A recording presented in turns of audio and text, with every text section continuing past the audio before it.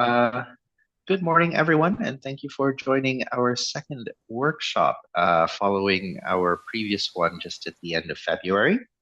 So this workshop, we will hear again from our colleagues from EO4EU from the technical side. So we have Katya and the rest of our other EO4EU colleagues who will demonstrate once again some of the capabilities and functionalities of the platform. Now, so I think we have quite a few people now in the meeting. The format is a bit changed for this, so all the participants of today's meeting can actually feel free to have an exchange with our colleagues. But before we start, maybe I just want to ask our speaker, maybe Katya, how do you want to handle the questions? Would you prefer maybe that we stop every few Yes, probably I'm going to show you also some, like we're going to further technical, if you can say, parts. So probably we're having blocks by blocks in a notebook of actions and functionalities, and people they can ask, of course. Okay. And yeah, if I guess if you have any questions or so on, feel free to just raise your hands. And you can feel free to have an exchange with our speakers. So I think with this, we have quite a few people on now that are excited to see and take a peek at our EO4EU platform. So now I pass the floor to you, Katya, and you may now begin. Nice, thank you. Okay, I'll share my screen. Thank you all. Um,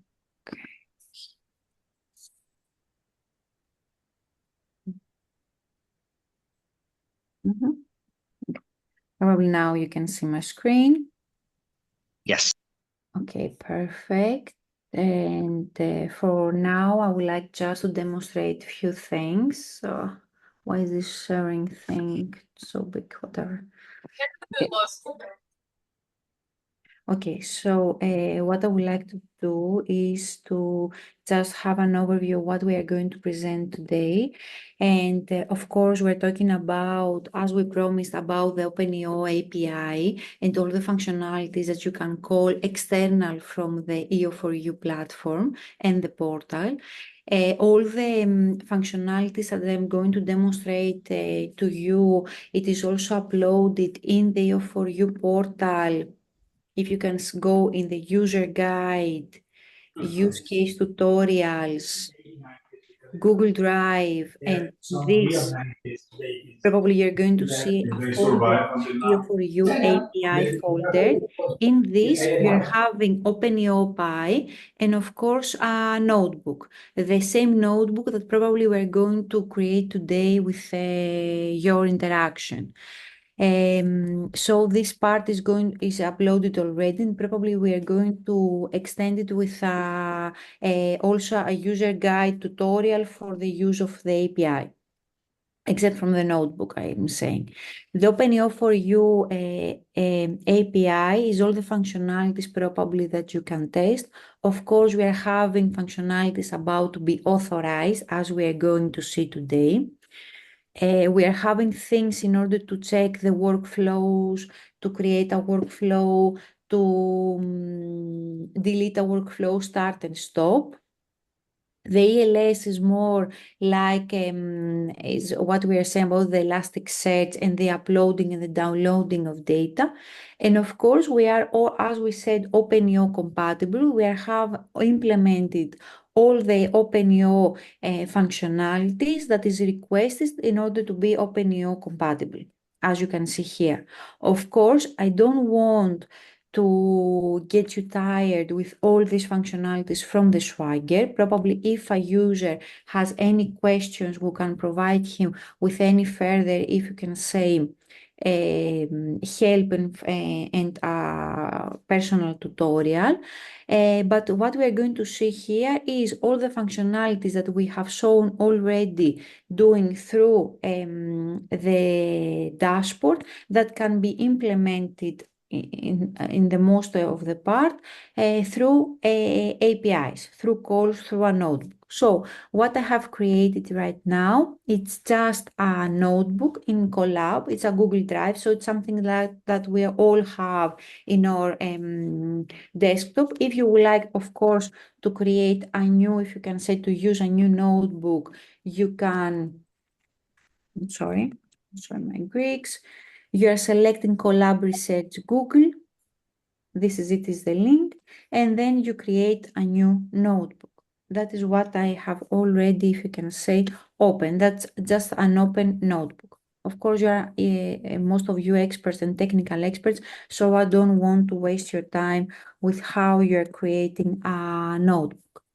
What I have done is I'm just importing my Google Drive in order to have some of my variables. I'm going to discuss about it, and I'm going to install also an external library.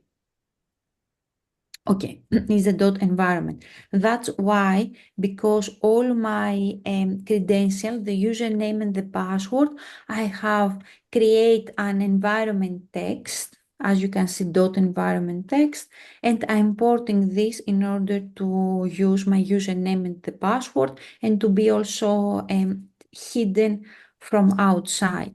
Okay. The next thing is I'm importing some of my libraries.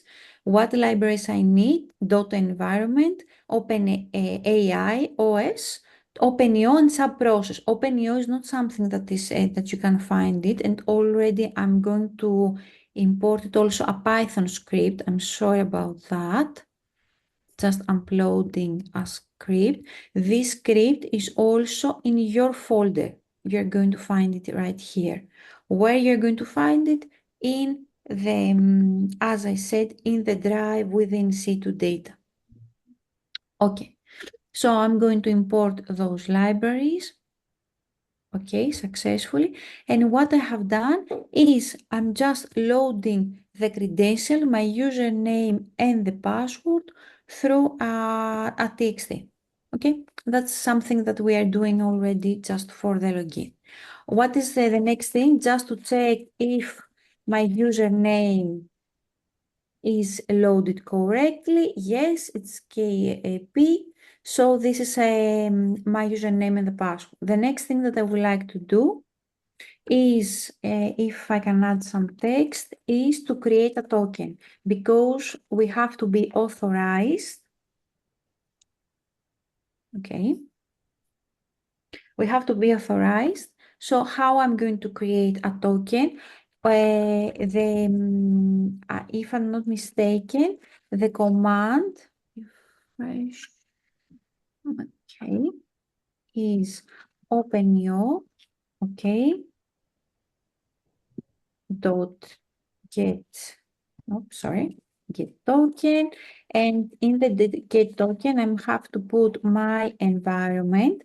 My environment is this one, is the env, okay. Of course, my username,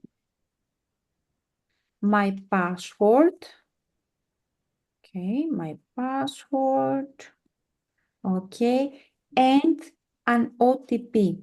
If you remember correctly, when we are creating our username and the password during our first login, when we made the registration in the platform, you are having the authenticator, this application. So probably we need this OTP number for logging to the platform.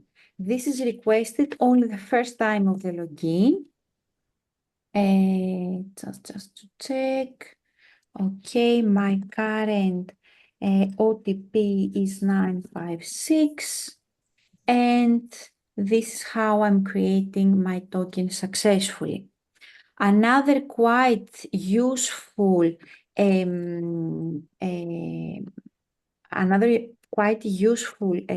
command is to refresh token. The refresh token doesn't need any of sorry. The refresh token doesn't need any OTP. It's just the command token refresh dot open. Okay. dot refresh token, and inside we are just putting the environment and the refresh. Okay.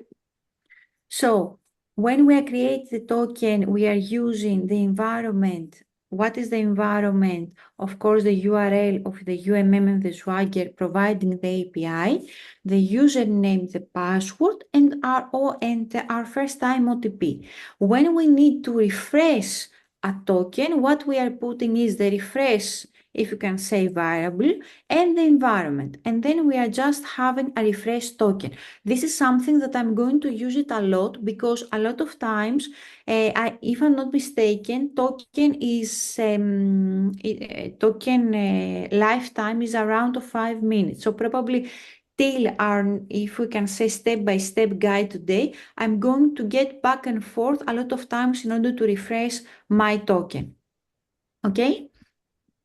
Okay, the next thing, is to list our workflows. Of course, in our, if you can say, what we have promised that through the API, we're doing the authorization. And of course, I have to get all my workflows that I'm having as a user.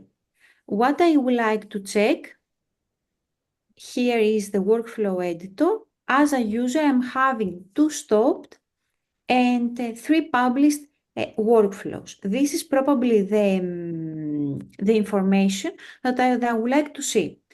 The command has, if you can say, the following, the following variables. We are having workflows that we are going to print is open EO list workflows. This is the command that we would like to use. Oh, okay. Okay. What we are having, again, the environment that we would like to check, status.value, cfs.value / token. Okay. What is the status? What is the CFS value? The status is OpenEO status type. We have a little bit to say what I would like to see all the workflows with type, for example, published. I want to see, for example, status is OpenEO status type published. What other status may I have? May I have draft? May I have stopped, publishing, etc. If you're just going back to the dot, you can see all the status probably that we can have inside. Compiled, compiling, draft, published, publishing, stop, stopping. What we are saying is the workflows have, if you are, for example, stop a workflow, we are having a short period of time of stopping, and then the workflow should be in a stable state of stopped or in the stable state of published. That's why probably in our workshop, I'm going to use more published or stopped or draft. That is an empty, if you can say, workflow. So what I would like to say is published workflows, and our CFS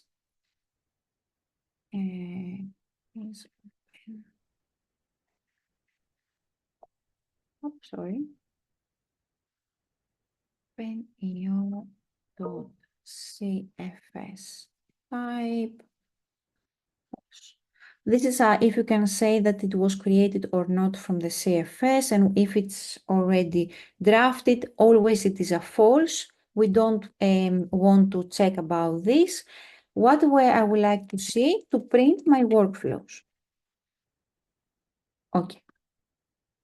So the command, or let's put it just to be more nice to check. Okay, so right now I'm having, if I can say, 3 workflows with the workflows IDs that you can check right here. It is the name of the workflow and the workflow ID. Workflow ID is quite important because everything in our workflows are created dynamically and is assigned a dynamic workflow ID that is the same also with the bucket that all the data are going to be stored inside. So the workflow name and the workflow ID are quite two binded and quite important combination of our workflows. If, for example, if I'm having stopped, and I would like to check my stopped workflows, I can see that I'm having two workflows, as I can see here. I'm having two workflows and three published. Okay. If I'm having draft, because I haven't any empty workflow or drafted, the result is null. I don't have anything to print. So I'm just put again published and oops, what happened? Let me check to refresh.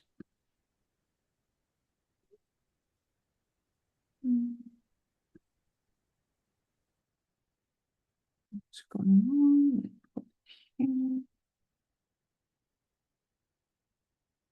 Okay.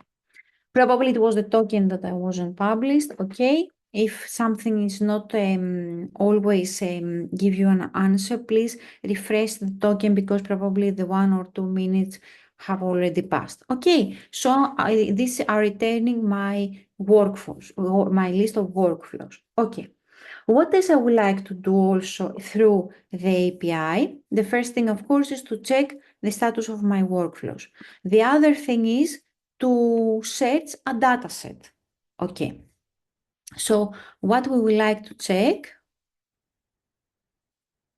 is to check, or do we have any questions till now?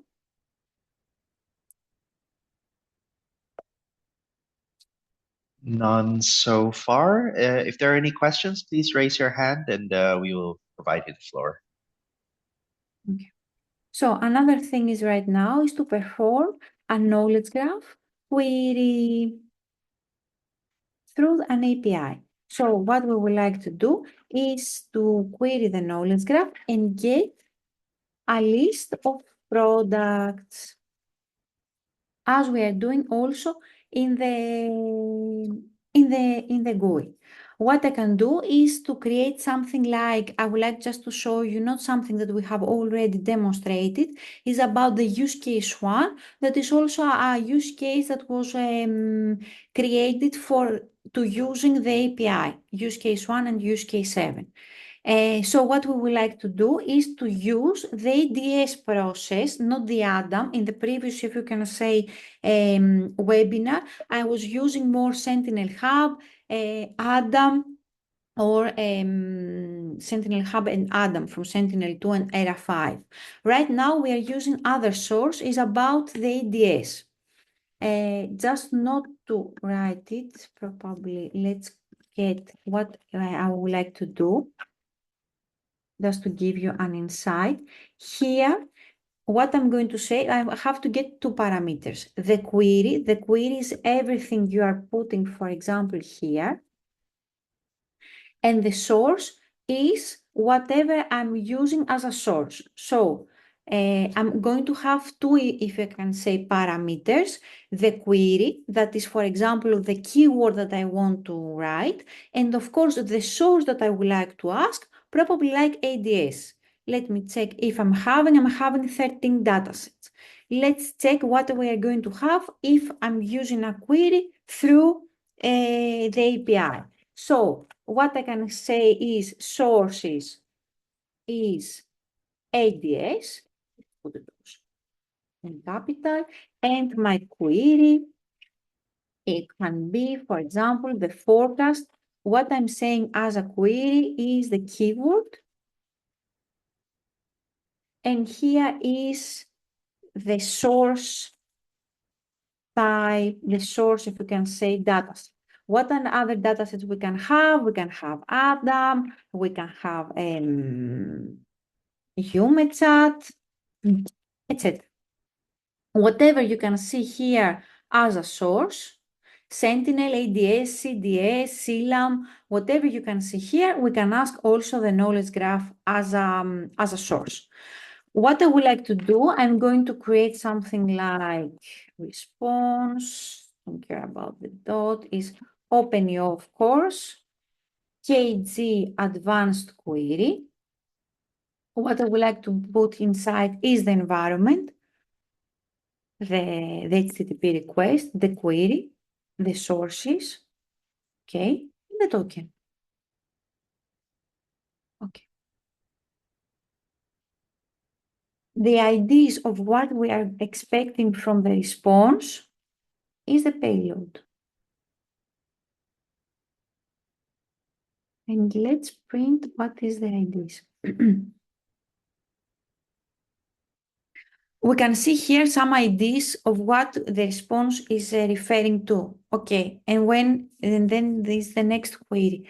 How I can say which is this, if you can say request. That's why we have prepared for you a Python code. I'm going just to copy paste it here.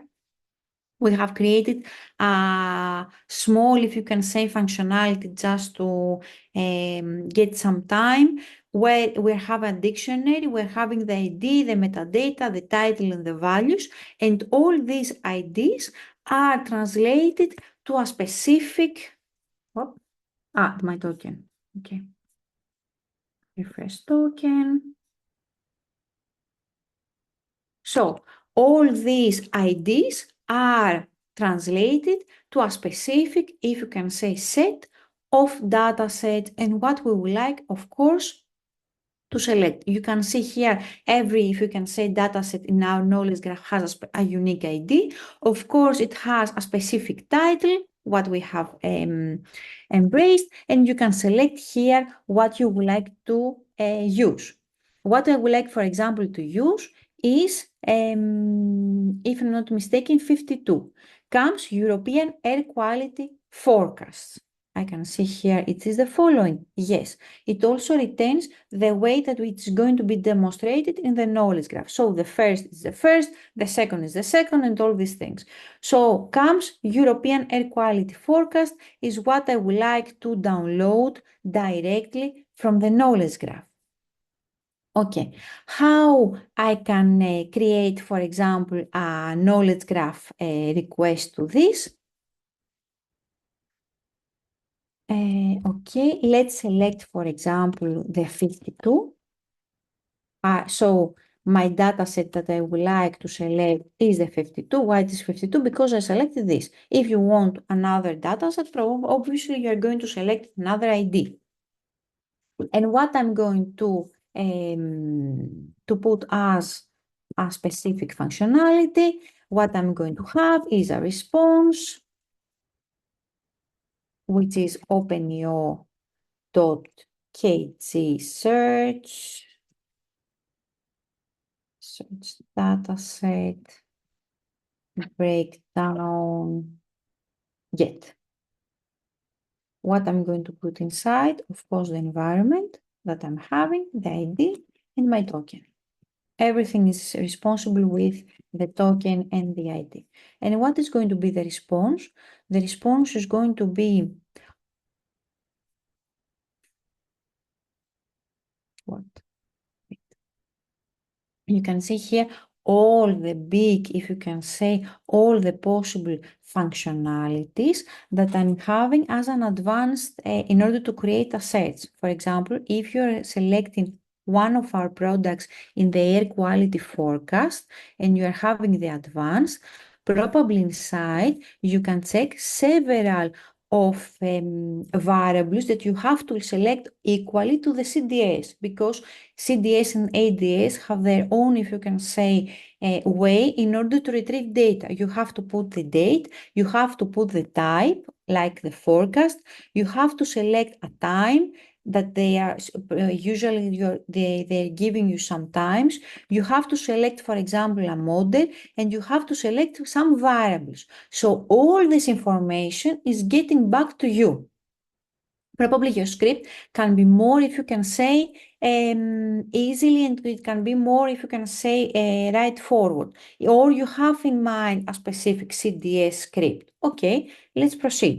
But all this information is going to be retrieved by the knowledge graph, and they can give you in a graph, in a specific graph, all the information of the products. What are the metadata? What are the variables? What are the type? What are the leading time for all specific products that we are having online. Also, this is a good, if you can say, information if you don't understand why at some point you are retrieving this from the CDS. It's an explanation of what the products, what each product supports.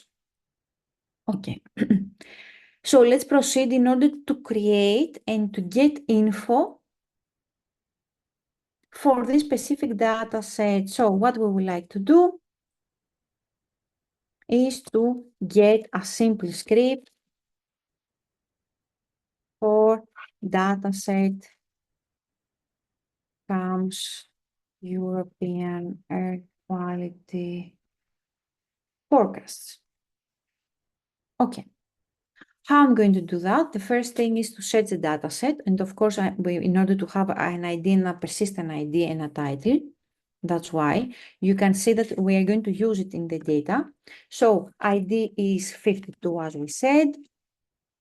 Then I'm creating a request that is the following: openeo.kg search dataset, and inside I'm going to put the environment, my ID as an array, and a token. Probably you can select multiple IDs. And what I need also is an ID, persistent ID, and the title, because probably the knowledge graph doesn't know about in order to assign a specific variable, product info from the response. Wait, ID, persistent ID, what is, let me check.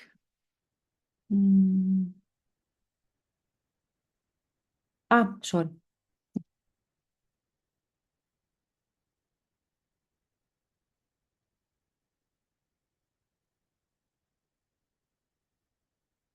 This returns, sorry, I missed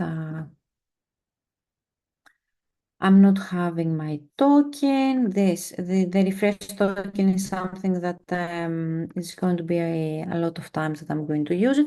So I take it the ID, my persistent ID. Let's check it. What is, for example, the title that I'm using right now? It is the correct one. What is the persistent ID in our database? Is this one, the persistent ID, in order to be searched in the knowledge graph. So I'm going to create a script. This script has to get, for example, it's not so, probably we can discuss it a little bit. I'm going to put it here. You are going also to have it online, but this is something like each query afterwards in the portal, it has to get for a specific product, specific variables. So what we would like to create a query, the data that has to include is the ID, the persistent ID, as you can see here, the download option if it's something that is obligatory, and then probably we're having some request options.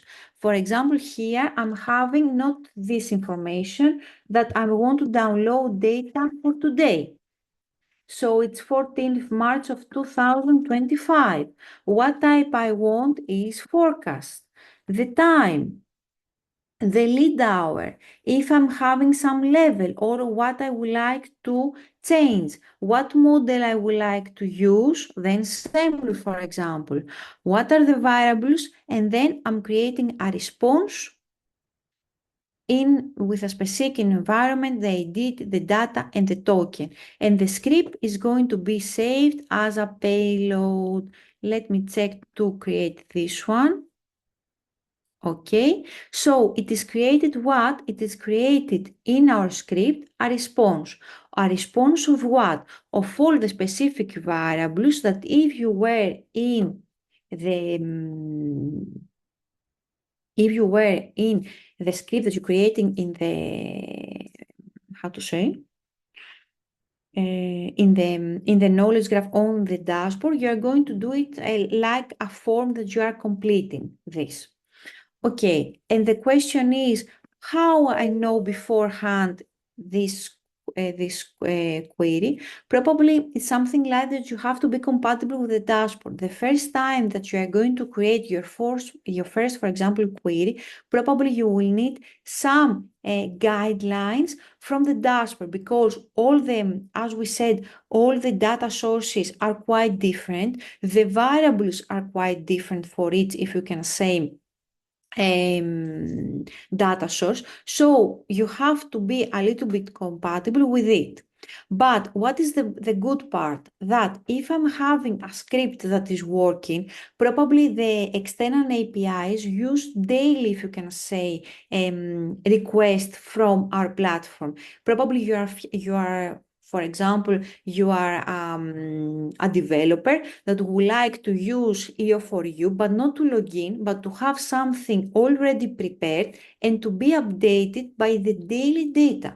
So the only thing that will change in your script or in your, if you can say, workflow is going to be only the date, probably, or the date range, or the area. All the other script probably is going to be the same because you are using it as, for example, a daily request from our part, all the process.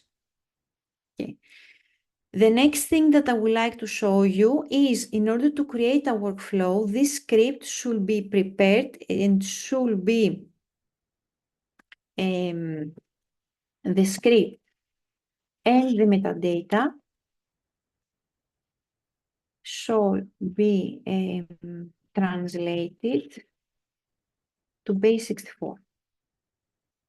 That is a prerequisite that we don't want to miss. Okay, all the scripts that you are going to create has to be in base 64. Okay, so let's create a workflow, an empty workflow with the data that we wanted before from our response. So let's put here that we are in the step that we create a use case. For example, use case 1 workflow. And in order to create an empty workflow, in which step we are, that, for example, you're having your script here, and how I'm going to save a workflow from the second step in order to create a bounded workflow with the specific data download inside. That we would like to simulate. So in which step we are? We have finished the first step. We have searched our data sets. We have searched our data sources and we can find, for example, the script that we would like to download. We get it in base 64. And what we would like to use right now is to create an empty use case 1 webinar. Okay, an empty workflow. When I'm meaning an empty workflow, I'm meaning a workflow without a series of actions. To create a workflow with the binded data set that we're having from the previous set in base 64 inside our portal. And how we're going to do this with this, if you can say, with the create, with OpenEO workflow, in which the data are in a JSON format with a name, what is going to be your workflow name, the query, and the metadata of the query. Okay. I'm not authorized. 401 is that I'm not authorized. Probably I'm speaking a lot. I'm sorry about that. So when I'm selecting this, I'm creating a use case 1 webinar. What I'm expecting in my portal is that I'm having a draft workflow that has pre-installed inside the datasets that we need from use case 1. Okay, from the CAMS forecast. This is what is prepared. Okay. When I'm going to view the workflow, everything is empty. That is probably our main issue, that probably as an external API provider, we are not an expert, for example, of what are beforehand the list of actions that you want for your workflow. That's why the first time that you are going to run the workflow, you have to define the chain of actions. For example, in our use case, we are having a data source. This is in order to get the data from the CAMS for the use case 1. We are having a data output and of course a customer face if we want to use the ELS. And for this specific use case, from the use case owner, and thank you for that, we need the process netCDF and the generate map. This is something probably you can use, for example, for your use case to enter the fuzz, and through the fuzz you can upload your own code, for example. It is okay. Or to have your data source, or you want something like an external API. All these are possibilities for the use cases. All the first time you have to define, and in this use case we are having also and in situ data. So only the first time the VU, the university, has defined us, okay, that we need two fusion algorithms. The first one is to process an netCDF, and from this netCDF, you want to generate a map with a specific information in situ. And this I would like to get it as an output and get the results in order to be used by my own, if I can say, decision-making tool. So it's something that is going to be daily. The first time only the use case owner or the developer has to define the specific chain of actions. I'm putting my save, and everything else can be handled by the API. So what is the next thing that I would like to do? I have created, of course, my workflow. I am having the chain of actions. The next thing is to start a specific workflow in order to run. What is the prerequisite? The prerequisite is to have a chain of actions in workflow editor. Okay. What I would like to do, of course, in order to get, for example, we're having multiple ways in order to have a workflow. Either we can search, for example, as I showed you before, the type that is draft right now. Let's put it here. Or the workflows and use a specific workflow ID. For example, I'm sorry, I have to refresh my token. Okay. I'm not having a draft. Because I have saved it. Okay. Let's see like this. If I'm having a workflow name, and this workflow name is what I'm putting inside, I create a use case 1 webinar workflow. My workflow ID is what I can, as I said to you, the one prerequisite in order to use OpenEO is that we are using it, the workflow IDs. So my workflow ID, okay, is OpenEO dot get workflow ID. From where? From the environment with this workflow name as saved as a draft, false, and my token. Okay. Let's see my workflow ID.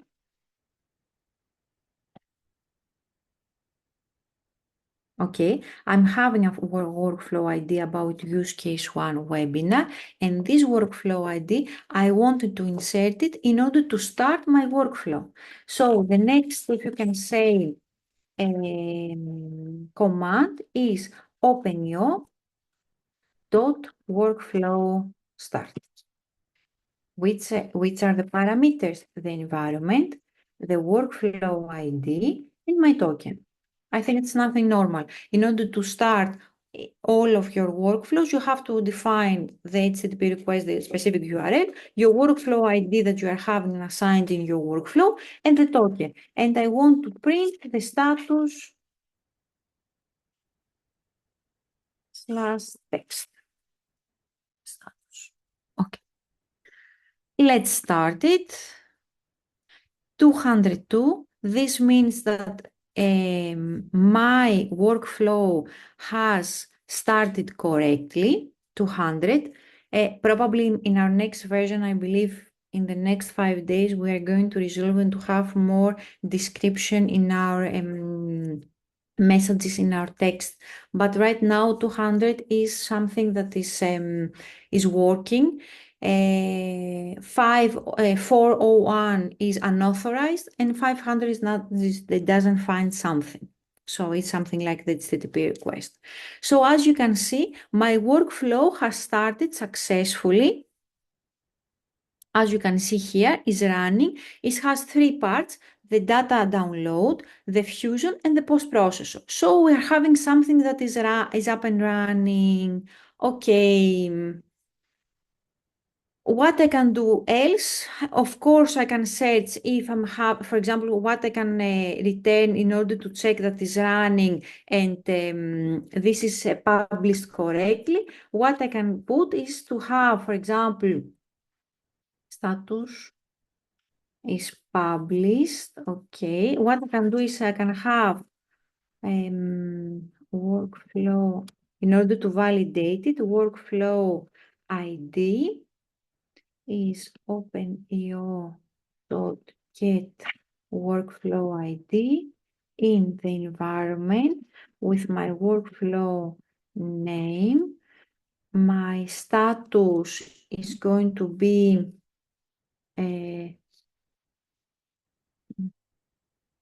wait, I think it's published probably. Okay. Slash false. Okay. What I have done, environment workflow name, use case one webinar, published. Did I put it correct? False. I'm not unauthorized probably. I'm sorry about that. I have to refresh the token again and again. What? I'm seeing a comment.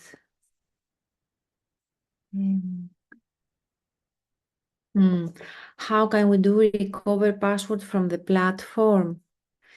That is correct one question. Probably send us an email because we don't have the recovery for security reasons right now. And we will recover your password as soon as possible. Probably we are going to create a technical team in order to answer in all of your questions about the API, about everything.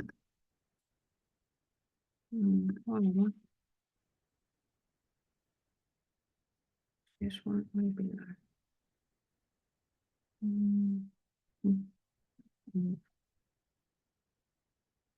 Okay, I don't know what was going wrong. Okay, so I'm having the same, if you can say, workflow ID. So this is also the workflow ID that I'm having all my, okay, that we can work with the workflow. As long as we can work with the workflow, we can do the following.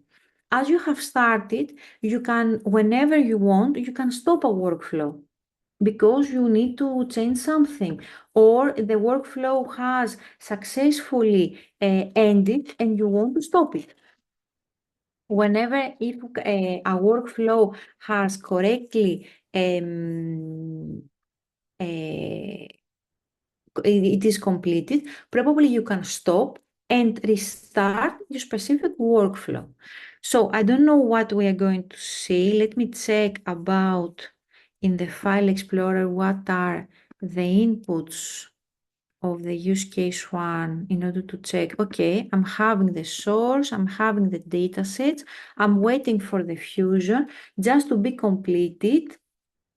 And then we can to do what? As I said, the API probably can be used for stopping and restarting daily. As long as you are having your script and you are having, for example, your workflow running, you can either use the workflow stop or you can use your restart of your start your workflow.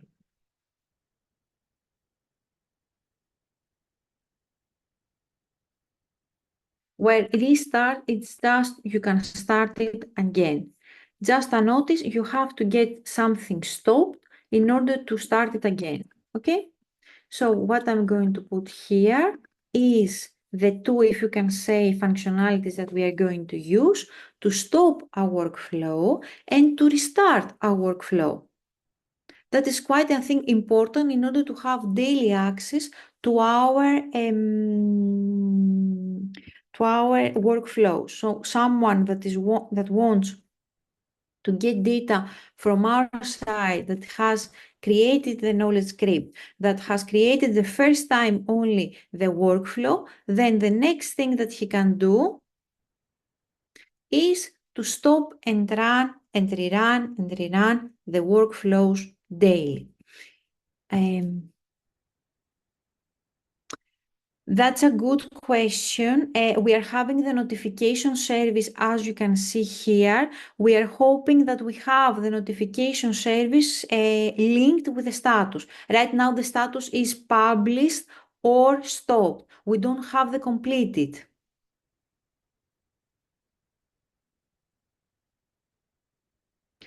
In In the description, probably we're trying to, right now in the next version, we are having the notification service also linked with the status in percentage.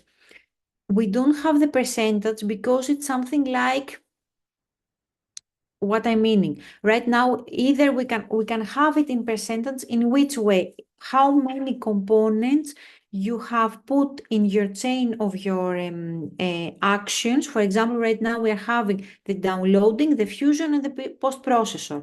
This, if you can say, are four functionalities. However, this cannot be, if you can say, translated to percentage because the fusion, because we are having a lot of data, can take a lot of time. Either probably we can have only one, or we are having the machine learning that can take an hour. I don't know if it's helpful for the user. That's a good point.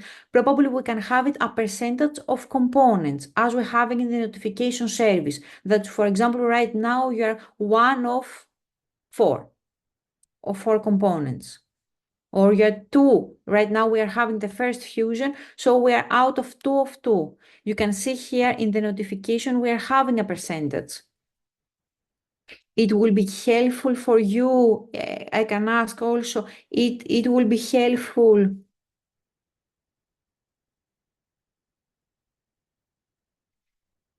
if the downloading is blocking and you can see meta information is going always to be uploaded, as you can see here, a meta info is going to be uploaded directly in our, if you can say, folder in which can be read that is something is successful completed or it has been blocked.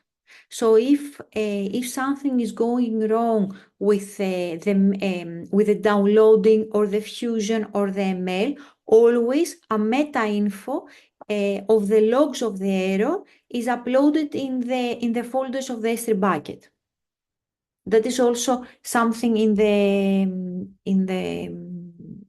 the web. So whenever someone is blocking, we can check it here. I don't know if you understand. It is a JSON. If I can download it, for example, let me check in my S3 bucket. What is my S3 bucket right now? Let's go a step further. I can, okay, let me check. Okay, let me check that. This is how we can access the S3 bucket. Let me put it as a text. Access S3 bucket. Okay, so the content or whatever it is openeo.list S3 bucket in the environment of workflow ID and token. Okay, content.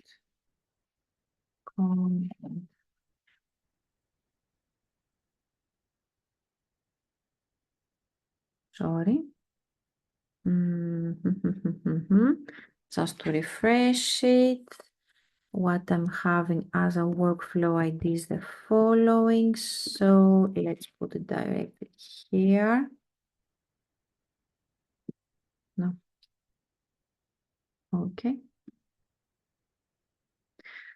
Okay, so not netcdf, not netcdf, the meta info here. I'm going to download the meta info.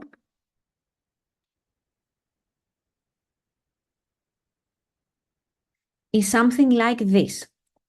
Right now we are having the meta info of the data. If for any reason the downloading is unsuccessful, we are going to have something zero, like we don't have any objects, and the error of the logs. In the same way, if something is happening from the fusion, a JSON file is created, and we are having the error of not the fusion has somewhere the logs of the fusion. If I think, Pablo, you can confirm that if something is going wrong with, I'm sorry, if something is going wrong with the ML, logs file are already are downloaded in, is uploaded in your, if you can say, ML file, correct? It's uploaded on notification service, not yet on the meta info. Ah, okay. But yes, this is something like that. I remember something like logs that it was empty or something like that. We had Yeah, some. this was before the notification service. Ah, now it's in the notification service. Okay, probably Yeah. we're going to have it also. Yep. Okay, this is also how we can access the S3 bucket. Here in the portal, I don't know. Here in the portal, we're having the status. Let me check about if I'm having any updates about use case 1. Here I can see the fusion, and we are creating also the JP2 folders. The uploading is generating maps. So we are having the outputs of the webinar. Before, not that we don't have so much time, what I would like to show to you also, we can stop a workflow, of course.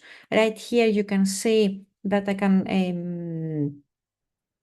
let me put here a workflow ID. is the following. So I can have a workflow stop. Okay. So probably in my portal, I'm going to see that the state of use case 1 webinar is stopping.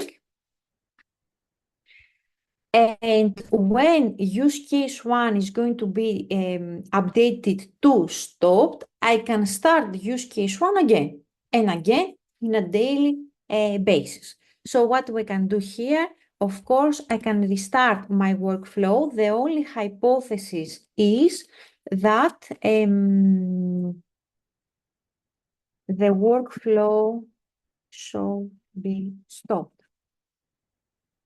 Not stopping, stopped. So if I'm going to make any updates, just to, okay. So use case 1 is stopped, and I can republish my workflow. 202, then is compiled, as you can see, and is published. And the whole process is started again. As you can see here, if something in the notification is completed, we are having the exact, if you can say, steps of the percentage. This is in the notification service, probably, and we are having also all the situation of the success. Or if something is wrong, is like the error failed to upload something. Okay, but everything we're having in the notification, and this should be, as it's a correct point, to be linked with the API. And another, if you can say, functionality that we can is to delete, of course, a workflow that is stopped. So the delete functionality, it doesn't change something. Function, okay, is the exact, as it is the start or the stop. The only change is in the workflow delete. Okay. So I'm having also in the notebook that I have uploaded already, just quite quick, if you can say, not code, just a quick, if you can say, snapshots of code, like how to list all published workflows, how I list all the draft workflows, something like that. Environment. Okay. Open EO. Just let me check if I can have to update my. Probably we should make the refresh token more and more.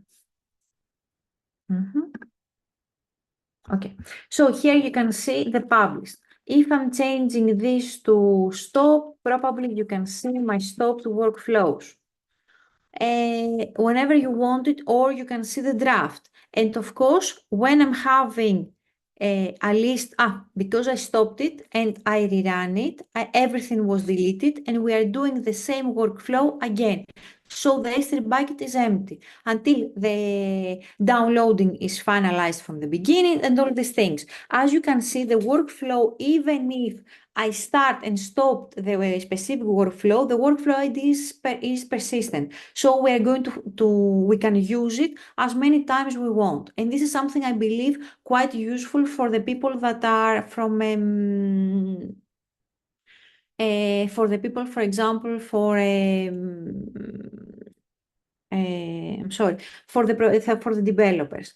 Like something like, if let's check something else about the S3. Okay, let me check about this one, that it was a test that I have done it today. I'm going to change the workflow ID just to check what we can see in the S3 bucket.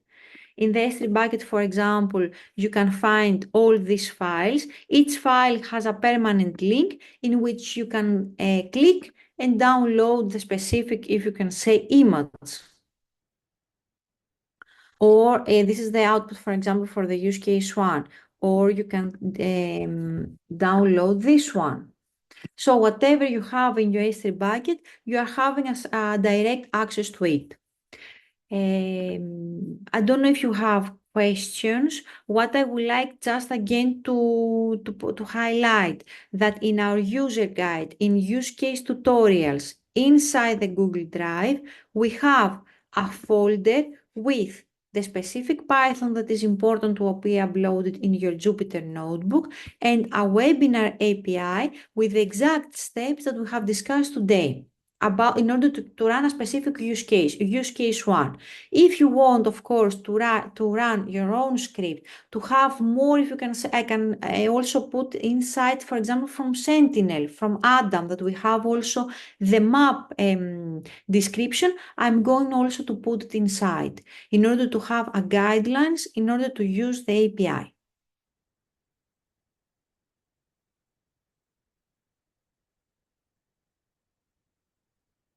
Rob, I don't know if you want to comment something or anyone else. So we're opening the floor if anyone has any suggestions or questions or comments, or if there's something they would like to show from their side.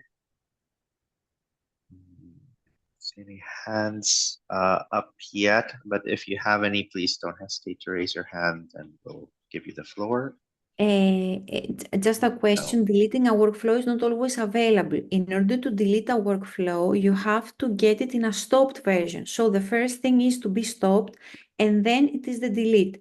In a published workflow, we cannot do that because it has a lot of things doing in the backend. First of all, you have to stop it. So to release all the resources from the Kubernetes cluster, the Kafka, the topics, and all these things. And then you can delete everything as the nested bucket for a use case, for a specific workflow. So the steps is first we stop, then we delete.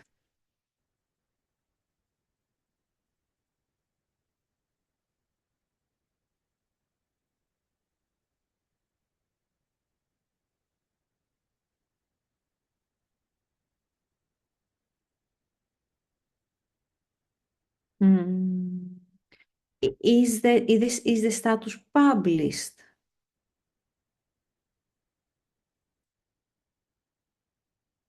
Or it is in publishing? If it's in publishing, okay, it's weird.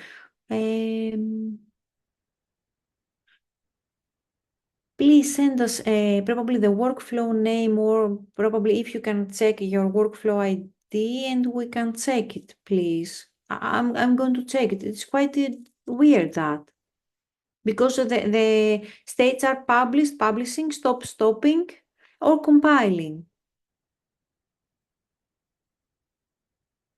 For compiling is something like it was stuck. We had an update before the 3 days.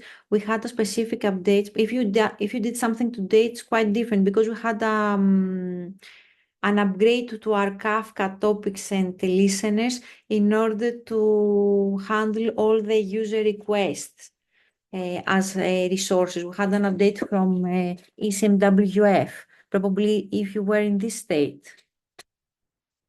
But we can check, yes, please, if it was a bug.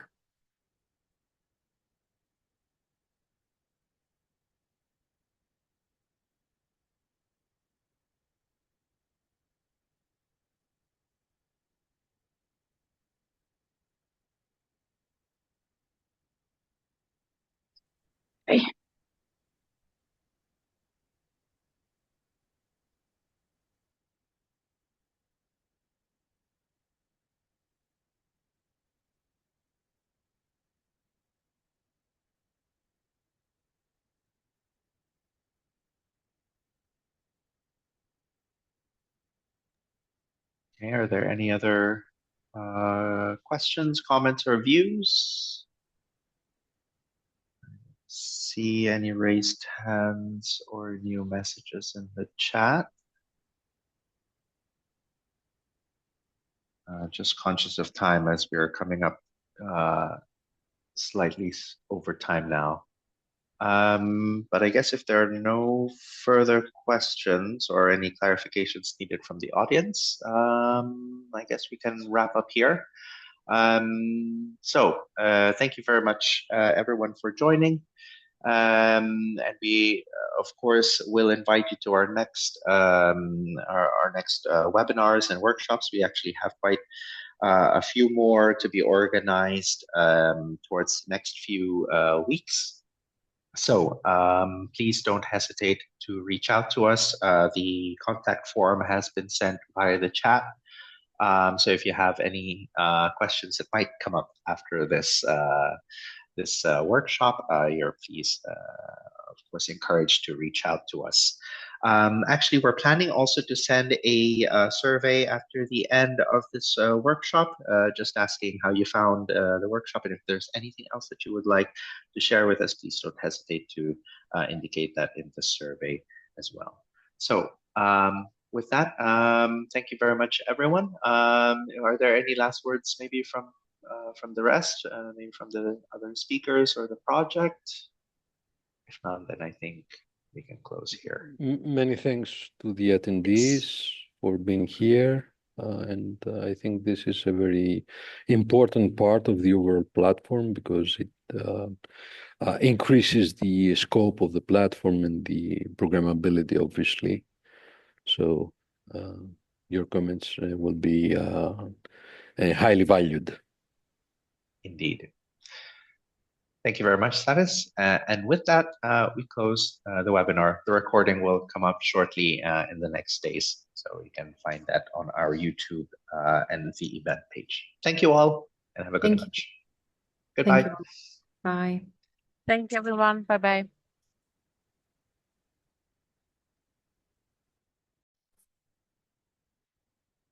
So